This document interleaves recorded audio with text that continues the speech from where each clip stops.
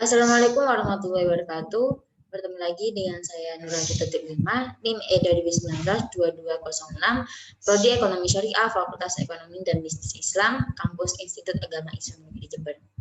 Untuk kesempatan kali ini saya akan menjelaskan makalah saya, yang mana di dalam makalah tersebut bertema tentang peradaban Islam pada masa Bani Umayyah. Yang pertama, saya akan menjelaskan kebijaksanaan politik yang dilaksanakan pada masa dinasti Umayyah. Yang pertama, pemindahan pusat pemerintahan dari Madinah ke Damaskus. Yang mana keputusan ini itu didasarkan atas pertimbangan politis dan alasan kemauan karena letaknya jauh dari Kufah, pusat kaum Syiah pendukung Ali, dan jauh dari Hijaz, tempat mayoritas Bani Hashim dan Bani Umayyah. Maka dapat terhindar dari konflik yang lebih tajam antara dua bani itu dalam memperoleh kekuasaan. Yang kedua, Muawiyah memberi penghargaan kepada orang-orang yang berjasa dalam perjuangan mencapai puncak kekuasaan seperti Amr bin As. Karena mengapa seperti itu? Karena Amr bin As itu diangkat kembali menjadi gubernur di Mesir, dan Mughirah ibnu Syu'bah diangkat menjadi gubernur di wilayah Kufah. Ia juga memperlakukan dengan baik dan mengambil hati para sahabat terkemuka yang bersikap netral terhadap berbagai kasus yang timbul waktu itu, sehingga mereka berpihak kepadanya. Yang ketiga, menumpas orang-orang yang beroposisi yang dianggap berbahaya. Karena jika tidak bisa dibujuk dengan harta dan juga kedudukan, maka kaum pemberontak itu harus ditumpas. Ia juga menumpas kaum Khawarij yang merongrong di bawah kekuasaan, di bawah kekuasaannya dan juga mengkafirkannya. Yang keempat, membangun kekuatan militer yang terdiri dari 3 angkatan. Angkatan darat, angkatan laut, dan juga kepolisian. Dan mereka diberi gaji yang cukup 2 kali lebih besar dari yang diberikan oleh Khalifah Umar bin Khattab kepada tentaranya.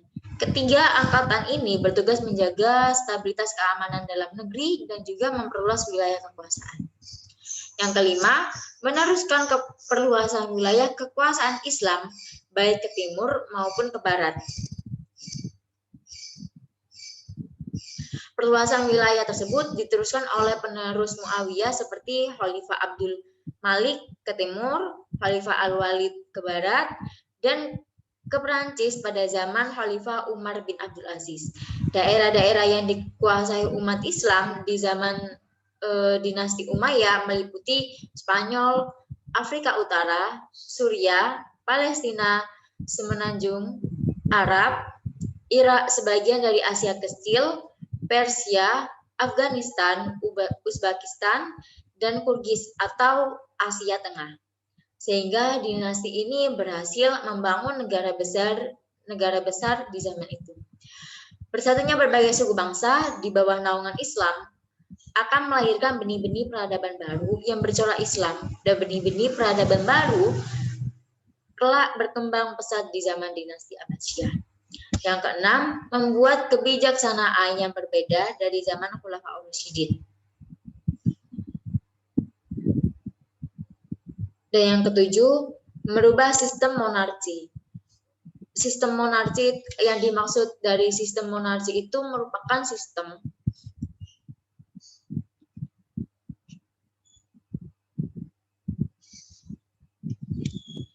yang dimaksud dari sistem monarki itu merupakan sejenis pemerintahan yang dipimpin oleh seorang penguasa monarki atau sistem pemerintahan kerajaan adalah sistem tertua di dunia. Dan yang selanjutnya, perkembangan ekonomi dan administrasi pada masa Bani Umayyah. Untuk perkembangan ekonomi dan administrasi, perkembangan ekonominya sendiri itu, perekonomian adalah salah satu unsur terpenting dalam memperlancar proses pembangunan suatu negara. Sebab merosotnya perekonomian suatu negara akan berpengaruh terhadap proses pelaksanaan pembangunan yang akan dilakukan. Kebijaksanaan yang dikeluarkan oleh Khalifah Abdul Malik tersebut sangat berpengaruh terhadap perekonomian dinasti itu. Sebab kita melihat sebelumnya diberlakukannya kebijakan ini, mata uang yang beredar sebagai alat tukar adalah mata uang Roma dan mata uang Persia, yaitu dirham dan dinar. Nilai-nilai persatuan dan kesatuan umat Islam di daerah yang demikian luasnya, sehingga dapat dikatakan secara implisit kebijaksanaan khalifah memiliki nilai-nilai esensial dalam mewujudkan persatuan dan kesatuan umat Islam dalam wilayah yang luas tersebut. Implikasi nilai-nilai persatuan dan kesatuan terhadap perekonomian pada masa itu adalah sangat penting, sebab adanya persatuan dan kesatuan wilayah umat Islam yang luas tersebut akan menciptakan stabilitas keamanan yang terjamin. Dengan adanya stabilitas keamanan yang terjamin tersebut, maka lalu lintas perdagangan akan berjalan dengan lancar. Dengan lancarnya lalu lintas perdagangan, pada gilirannya akan meningkatkan perekonomiannya. Di samping perdagangan, seluruh sumber-sumber perdagangan akan dikelola oleh sebuah departemen yang disebut dengan Departemen Pendapatan Negara. Dan hasil pengumpulan dari sumber-sumber tersebut disimpan di Baitul Mal. Untuk perkembangan administrasinya sendiri, pada masa pemerintahan Khulafaur Rasyidin, pimpinan pemerintah pusat hanya terdiri atas khalifah didampingi seorang pejabat yang disebut Al-Khatib. Pengelolaan administrasi dalam struktur pemerintahan dinasti Umayyah merupakan penyempurnaan dari pemerintah Khulafaur Rasyidin yang diciptakan oleh Khalifah Umar. Wilayah kekuasaan yang luas itu sebagaimana periode Madinah dibagi menjadi wilayah provinsi.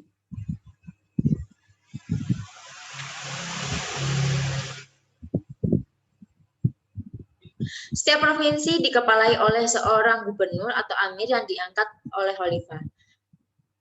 Pada tingkat pemerintahan pusat dibentuk beberapa lembaga dan departemen. Gitu. Dalam bidang pelaksanaan hukum, yaitu Al-Nizam, Al-Qadha terdiri dari 3 bagian, yaitu Al-Qadha dipimpin seorang qadhi yang bertugas membuat fatwa-fatwa hukum dan membuat peraturan-peraturan yang digali langsung dalam Al-Quran, Sunnah Rasul, ijma atau berdasarkan ijtihad.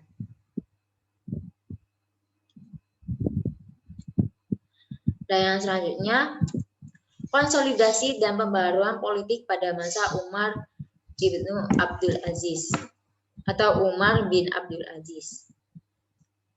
Yang pertama, pembaruan yang dimulai dari diri sendiri dan keluarga.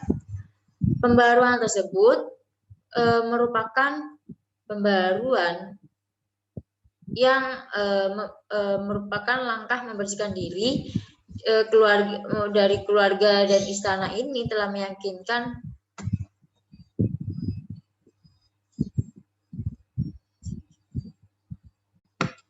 yang terakhir, konsolidasi dan pembaharuan politik pada masa Umar bin Abdul Aziz, yang mana konsolidasi pembaharuan politik itu mencakup 2 poin. Poin yang pertama, pembaharuan yang dimulai dari diri sendiri dan keluarga, dan yang kedua, pembaharuan dalam masa pemerintahannya.